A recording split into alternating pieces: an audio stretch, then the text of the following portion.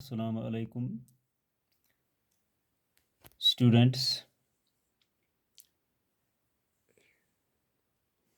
Today our topic for 11th class economic students is Indian economy. ये B paper है economics में 11th class के students के लिए। तो सबसे पहले जो है यहाँ पर इंडियन इकोनॉमी जो है on the eve of independence day,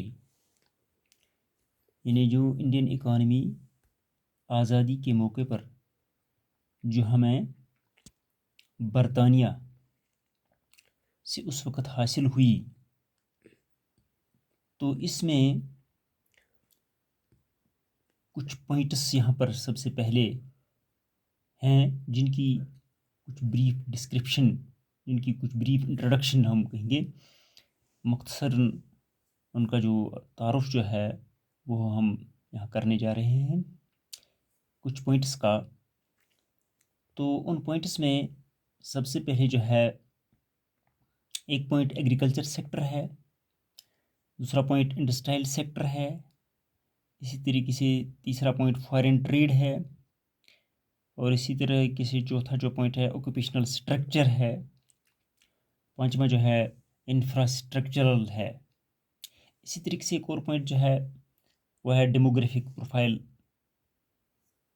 जिसको हम कहते हैं डेमोग्राफिक, यानी जो पॉपुलेशन के साथ वाबस्ता रखता है। तो सबसे पहले जो है एग्रीकल्चर सेक्टर जो यहाँ पर है, इसका scenario, describe the scenario of agriculture sector on the eve of independence. यानी जो एग्रीकल्चर उस आज़ादी के मौके पर जब बरतानिया से हमें आज़ादी हासिल हुई, तो उस वक़्त जो हमारा एग्रीकल्चर सेक्टर जो है वो क्या था, इसका मंज़र जो है, पस मंज़र जो है, मंज़र निगारी जो इसकी है वो क्या था, खाका इसका। तो वो सिनारियो जो है एग्रीकल्चर सेक्टर का यहाँ पर दिया गया है। Indian economy under the British colonial rule remained fundamentally agrarian. यानी जो इंडियन इकोनॉमी है उस बरतानिया के रूल के तहत वो जब हुक्मरानी यहाँ पर कर रहे थे तो बुनियादी तौर वो एग्रेरियन थी, यहाँ पर ज़राअत से वाबस्ता था। 85% of the Indian population was engage directly और इनडायरेक्टली ऑन एग्रीकल्चर। यानी उस वक्त तकरीबन 85% जो लोग थे, इंडियन पॉपुलेशन जो थी, आबादी थी, वो तकरीबन बराह रास्त या बिलवास्ता या बिलावास्ता जो है एग्रीकल्चर पर ही, ज़राअत पर ही यानी वो डिपेंड करते थे और या उसमें मतलब एंगेज थे। और despite of being the occupation of such a large population, यानी इतनी बड़ी जो है आबादी जो थी, लार्ज पॉपुलेशन, तो ये एग्रीकल्चर एक ऑक्यूपेशन था, पेशा था इसमें। This sector continue to experience stagnation and unusual deterioration. तो अब इस सेक्टर को फिर बाद में क्या हो गया, ये स्टैग्नेंट होने लगा और अनयूजुअल डिटोरेशन, और इसको जवाल भी आने लगा। दस agriculture sector was backward and deficient in spite of being the main source of national income and employment. तो उसके बाद जो है एग्रीकल्चर सेक्टर जो था वो बैकवर्ड बन गया और डिफिशिएंट भी, इसमें कमी भी आ गई। Of being the main source of nation, क्योंकि नेशनल इनकम का ये मेन सोर्स था उस वक्त, एंड एम्प्लॉयमेंट का भी, एम्प्लॉयमेंट भी, यानी लोग जो है इसी से ज़्यादा एम्प्लॉयमेंट हासिल करते थे, इसी में रोज़गार हासिल करते थे, और इसी यही जो है नेशनल इनकम में भी इसका बहुत बड़ा यानी हिस्सा था। It was burdened with defective institutions like zamindari and jagirdari. फिर इसका बोझ थोड़ा बन गया, ज़मींदारी सिस्टम जो था, इसमें जागीरदारी सिस्टम जो था, उसकी वजह से ये इंस्टीट्यूशन, ये इदारा जो है बहुत ही डिफेक्टिव बन गया, यानी इसमें खामियां पैदा हो गई। The British government had paid little attention to land reforms. तो जो बरतानिया की जो गवर्नमेंट थी वो इस लैंड रिफॉर्म्स की तरफ कम ही तवज्जो देती थी, लिटिल अटेंशन देती थी, और टू इंक्रीजिंग एग्रीकल्चर प्रोडक्टिविटी, या एग्रीकल्चर प्रोडक्टिविटी बढ़ाने में भी कम ही तवज्जो देती थी। India once an important exporter of food grains. India जो एक वक्त बहुत बड़ा फूड ग्रेन का एक्सपोर्टर था, यानी फूड जो पैदा करता था अपने मुल्क में और फिर एक्सपोर्ट करता था बाहर मुल्कों में, एक बहुत बड़ा एक्सपोर्टर माना जाता था, started suffering from ever worsening food problem. तो अब वही मुल्क जो है वर्सनिंग की तरफ, बदतरी की तरफ, अबतरी की तरफ यानी चला गया। तो ये एक बहुत बड़ी प्रॉब्लम हो गई। एग्रीकल्चर प्रोडक्टिव वाज लो, इसकी जो पैदावारी सलाहियत थी वो बहुत कम हो गई, because there was low level of technology, क्योंकि टेक्नोलॉजी भी नहीं थी ऐसी कि जिसकी वजह से इसकी प्रोडक्टिविटी बढ़ जाती, लेकिन technology, low level of technology की वजह से इसकी प्रोडक्टिविटी जो है कम हो गई।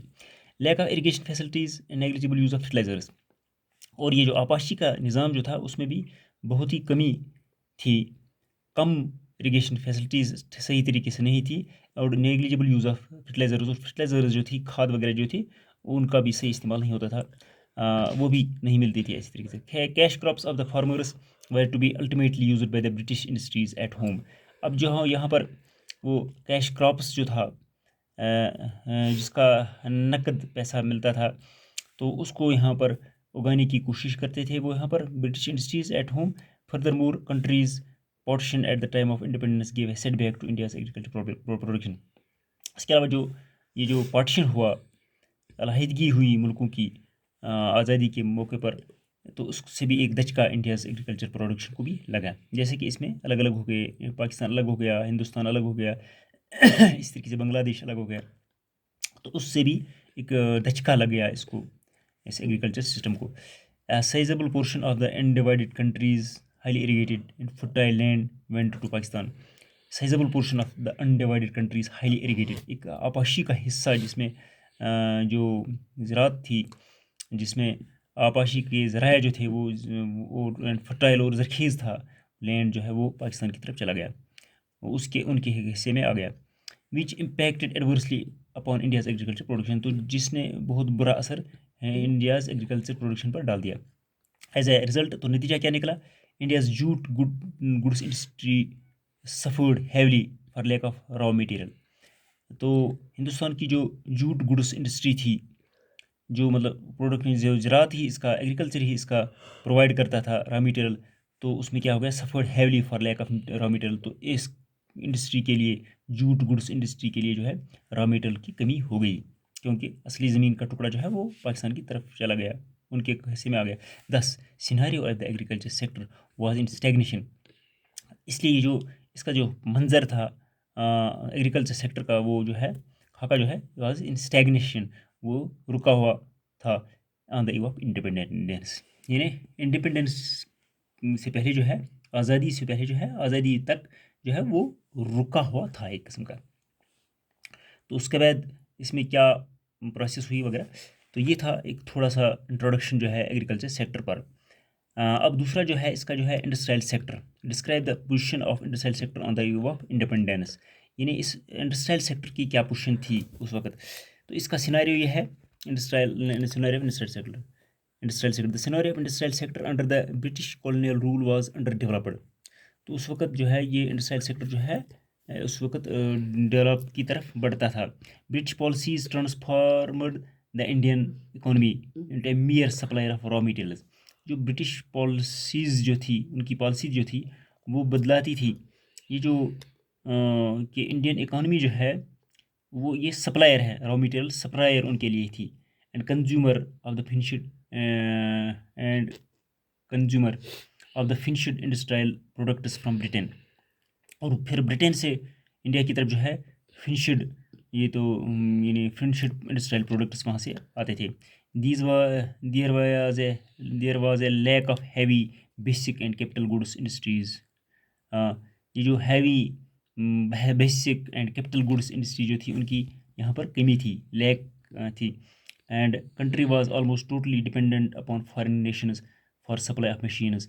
इसलिए जो मुल्क हिंदुस्तान जो था वो बिल्कुल फॉरेन मुल्क जो थे उनके ही जो वो मशीनें वहाँ पर सप्लाई करती थी उन्हीं पर वो डिपेंड करता था, या इंजन्स जो वहाँ पर वो डिपेंड यानी ये करते थे, सप्लाई करते थे, या स्पेयर पार्ट्स जो है उन्हीं पर ज़्यादा मन से रखता था, अपना नहीं बना सकता था। Manufacturing capacity was very limited, क्योंकि जो बनाने की जो कैपेसिटी थी यहाँ पर, कारखाने जो थे वो बहुत ही महदूद थे। Modern industry began to take root in India during the second half of the 19th century. अब जो मॉडर्न जो जदीद इंडस्ट्री जो है शुरू हो गई इसमें, उसने अपने जो जड़ जमा दिए यहाँ पर, वो second half of 19th century का जो सदी की जो निसफ सदी थी है ना, उसकी जो सेकंड हाफ था, तो उसमें से उसने यहाँ पर अपने जो है रूट जमा दिए। The first iron and steel company TISCO in A Tata iron and steel company. TISCO, T stands for Tata, I stands for iron, S stands for steel, C O stands for company। TISCO in A Tata iron and steel company जो है, तो वो पहली जो है वो company steel company जो है वो बन गई, वाज एस्टेब्लिश्ड इन जमशेदपुर। वो जमशेदपुर में उसका क़याम हो गया, सेटअप हो गया। This plant began production in 1912। अब ये जो प्लांट जो है इसकी जो पैदावार है वो 1912 में हो गई। इंडस्ट्रीज़ लाइक शुगर इंडस्ट्री जो है, cement industries and paper came up after the second world. तो उसके बाद ये जो बाकी cement industries, sugar industries, paper industry जो है वो सेकंड वर्ल्ड वार के बाद आ गई। At the time of independence there was absence of capital goods industries. लेकिन इंडिपेंडेंस के टाइम पर जो है कैपिटल गुड्स इंडस्ट्री जो थी, मशीनों की जो इंडस्ट्रीज थी वो यहाँ पर नहीं थी उस वक्त। As a result of it contribution of industrial sector to the national GDP remained very low. तो उस वक्त ये जो इंडस्ट्रियल सेक्टर की जो कंट्रीब्यूशन थी नेशनल GDP में, इन्हें ग्रॉस डोमेस्टिक प्रोडक्ट में जो जो नेशनल यानी की जो आमदनी आती थी, नेशन की आमदनी थी, उसकी जो कंट्रीब्यूशन थी इंडस्ट्रियल सेक्टर का उसमें, तो वो बहुत ही कम, वेरी लो थी। अब इसके साथ ही फॉरेन ट्रेड जो है उसका सिनेरियो क्या है हमारे इसमें। British colonial rule adversely affected the structure, composition and volume of India's foreign trade. बरतानिया की जो नवाबादियत थी तो उसका बुरा असर जो है हमारे इस यहाँ की trade structure, composition and volume जो थी फॉरेन ट्रेड की, तो इंडिया की, तो उस पर बहुत ही बुरा असर पड़ा था। India became an importer of finished consumer goods. ये जो इंडिया है वो इम्पोर्टर बना था उस वक्त, वो बाहर से ही लाता था finished consumer goods, like cotton भी लाता था, सिल्क भी लाता था, woollen clothes and capital goods like light machinery, ये यहाँ लाता था। Exporter of primary products like raw silk, और ये जो सिल्क वहाँ से लाता था, लेकिन यहाँ से रॉ मटेरियल सिल्क का ही देता था, कॉटन का भी यहीं से, वूल का भी, शुगर का भी, इंडिगो एंड जूट वगैरह जो है वो यहीं से ले जाते थे अंग्रेज़। तो और फिर वहाँ से हमें इम्पोर्ट देते थे, यही इन्हीं चीज़ों को करते थे यहाँ पर, यहाँ से एक्सपोर्ट करते थे रॉ मटेरियल को वहाँ से, which led to the drain of Indian wealth. तो इस तरीके से ये इसने एक जो ड्रेन दी थी यहाँ की इस दौलत की। दस the structure of foreign trade was typically colonial with primary goods being exported and finished goods imported. तो इस तरीके से जो फॉरेन ट्रेड जो है वो क्या कर रहे थे, जो प्राइमरी गुड्स जो हमारे यहाँ पर बुनियादी थे उनको यहाँ से एक्सपोर्ट करते थे और वहाँ से फिनिश्ड गुड्स बनाकर इन्हें पूरे तैयार करके लाते थे इधर imported. And trade relations being confined to Britain, और ये ट्रेड रिलेशन जो थी वो सिर्फ महदूद ब्रिटेन तक ही रहती थी एंड इट्स अदर कॉलोनीज़, और इसके जो दूसरी जो नवाबादियाँ थी, जो बस्तियाँ थी, उन्हीं तक रहता इन्हें महदूद रहता था, बाकी नहीं इन्हें इसका इस्तेहसाल एक किस्म का होता था फॉरेन ट्रेड का भी। तो इसके साथ ही जो एक और सेक्टर है जो है ऑक्यूपेशनल सेक्टर जो है इंडिया का, उस वक्त ऑक्यूपेशनल स्ट्रक्चर जो है वो क्या रहा था इंडिपेंडेंस डे डेट पर। तो उसका है, इसके 3 सेक्टर बनाए गए हैं। एक तो प्राइमरी सेक्टर है, सेकेंडरी सेक्टर, टेरिशरी सेक्टर, इन्हें पहला दर्जा, दूसरा दर्जा और तीसरा दर्जा। तो पहले सेक्टर जो है ऑक्यूपेशनल सेक्टर जो है ये 1951 की जो है उस वक्त की जो यानी डेटा है 1951 का डेटा है ये। तो उस वक्त इसको देखा गया है कि किस सेक्टर में कितने परसेंटेज है, क्या परसेंटेज है। जहाँ तक प्राइमरी सेक्टर का ताल्लुक था, इस ऑक्यूपेशन सेक्टर में एग्रीकल्चर ये जो प्राइमरी सेक्टर पूरा जो है इसमें क्या क्या आता है, फिर इसमें 72.7% इसमें आता है, 72.7% इसमें आता है। तो इस 72.7% में अलग अलग जो है यहाँ पर एग्रीकल्चर 50%, एग्रीकल्चर लेबर इसमें आया है 19.7%, forestry, fisheries, animal husbandry and plantation जो है वो 2.4% आ गया। इस तरह से माइनिंग जो है, कानकनी जो है वो 0.6%। तो इसका टोटल जो है बन गया है 72.7%। इस तरीके से सेकेंडरी सेक्टर जो इसका है वो 10.1 है। तो उस 10.1 में क्या क्या है, एक है small and large scale industries 9.0, उसकी परसेंटेज है उस वक्त रही थी 1951 में। तो इसी तरीके से बिल्डिंग कंस्ट्रक्शन जो है वो 1.1% उसका रहा है। तो इसी तरीके से अब टेरिशरी सेक्टर जो है तीसरे दर्जे का सेक्टर जो है, तो उसमें जो है 17.2% टोटल है इसका। तो अब वो उसको बांटा गया है 17.2% को। कहाँ ट्रेड एंड कॉमर्स में 5.2 है, इसमें से ट्रांसपोर्ट एंड स्टोरेज जो है एंड कम्युनिकेशन जो है वो 1.4% है। अदर सर्विसेज जो बाकी जो है बैंक के सर्विसेज जो हैं, अदर सर्विसेज जो है वो 10.6 है। तो अब इसका टोटल जो है यानी एक 72.7%, 10.1%, 17.2%, अब इन तीन सेक्टरों के परसेंटेज का टोटल परसेंटेज जो है 100% बन गया, 100% इसका बन गया। तो ये जो है इसमें यह है कि ये जो agriculture was the main occupation, वो इसमें उस वक्त जो है agriculture was the main occupation, क्योंकि इसमें 72.7% जो है टोटल इसका है। तो उसमें क्या क्या आता है फिर, agriculture, labour, forestry, fisheries, animal husbandry and ये भी सभी उस वक्त आते हैं, उसमें उस आते थे। Agriculture was the main occupation इसमें था। तो दूसरा है कि अब ये जो इंडस्ट्री सेक्टर जो है इसमें यहाँ पर this shows the less growth of industries. उसको ये भी देखा जाए कि इंडस्ट्रीज़ का ग्रोथ जो है लेस था उस वक्त। तो अब ये था ऑक्यूपेशनल स्ट्रक्चर। अब सरसरी जो है इसका infrastructural development on the independence day, यानी इंफ्रास्ट्रक्चरल क्या था उस वक्त। On the independence basics infrastructure in the forms of roads, railways, ports, water transport, posts and telegraphs were developed due to the colonial interests. यानी उस वक्त जो बरताने वालों ने यहाँ पर रोड्स भी कुछ खोले थे, रेलवेज भी बनाए थे और बंदरगाहें भी बनाए थे। वाटर ट्रांसपोर्ट जो समुद्रों में चलता था वो भी कुछ बनाया था। पोस्ट्स एंड टेलीग्राफ्स भी उस वक्त जो है उन्हें खोल दिए थे अपनी इंटरेस्ट के लिए, अपनी इंटरेस्ट जो उनकी थी बरताने वालों की, colonial interest. The British introduce railways in India in 1850। तो बरताने वालों ने जो है रेलवे का यहाँ पर आगाज़ 1850 ईस्वी में किया था। And it is considered as one of their most important contribution. तो उस वक्त ये तस्वर किया जाता था कि एक बहुत बड़ा कंट्रीब्यूशन है उनका 1850 में, जो उन्होंने रेलवेज जो यहाँ पर शुरू किया, तो उसकी एक बहुत बड़ी कंट्रीब्यूशन जो है इंडिया को उस वक्त, यानी उस वक्त ये उनकी थी। From the Indian view point infrastructure development was very low eight the time of independence. लेकिन जो इंफ्रास्ट्रक्चर जो है उन्होंने बनाया जो है, चाहे रेल बनाए चाहे रोड बनाए, वो बहुत ही कम बनाया था उसने। Electricity was available in a few big towns only. बिजली उस वक्त सिर्फ कुछ ही बड़े बड़े कस्बों में सिर्फ मुहैया थी। Means of transport and communication were very less developed. ये जो ट्रांसपोर्ट जो था या जो और किसी ये जो कम्युनिकेशन आमद रफ्त का था वहाँ पर, ये भी बहुत ही कम था। Medical facilities were within the reach few reach person only. जो मेडिकल फैसिलिटीज़ थे वो सिर्फ बहुत कुछ ही चंद ही अमीर लोग को मुहैया थी, यानी हासिल थी। Education system of the country was very narrow based. तालीम के निज़ाम जो है वो भी बहुत ही कम था। Both quantitative and qualitative and facilities were technical and professional education were sadly lacking. तो क्वांटिटी में भी कम था और क्वालिटी में भी कम था। तो उसी तरीके से जो टेक्निकल एंड प्रोफेशनल एजुकेशन थी वो भी बहुत कम थी। Saving rates were very low and banking facilities were limited to few urban centres only. सिर्फ बैंक वगैरह जो भी थे वो भी सिर्फ शहरी इलाकों तक ही महदूद थे, ज़्यादा नहीं थे। The postal services were uneducated at the time of independence. ये जो डाक वगैरह का निज़ाम है वो भी बहुत ही कम था, नामुनासिब था। Indian economy was a backward economy eight the time. इसलिए इंडियन इकानमी जो है उस वक्त बैकवर्ड इकानमी ही थी। इसी तरीके से जो पॉपुलेशन की जब हम बात करते हैं,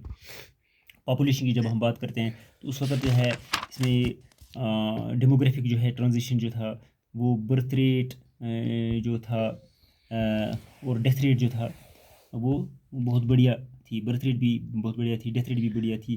तो बर्थ रेट जो है थोड़ा मतलब अलावा थी और डेथ रेट उससे थोड़ा कम ही थी, लेकिन ज़्यादा थी। तो इसलिए से जो है बच्चों की जो है बच्चे भी ये उसमें जो है थोड़ा पॉपुलेशन जो इजाफा होता था तकरीबन वो 8% होता था।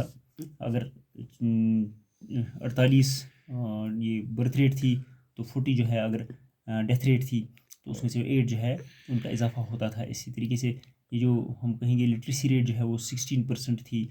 और इसी तरीके से जो उसमें जो वुमेन जो है गर्ल्स की रेट जो है वो ओनली 7% थी। तो वो बहुत ही कम थी, वो बहुत ही कम उस वक्त थी। तो ये थी कुछ यानी पॉइंट्स जो हैं उनकी ब्रीफ इंट्रोडक्शन थी on the eve of independence day. Indian economy में। तो आज के लिए बस इतना ही काफ़ी है। फ़ी अमान अल्लाह।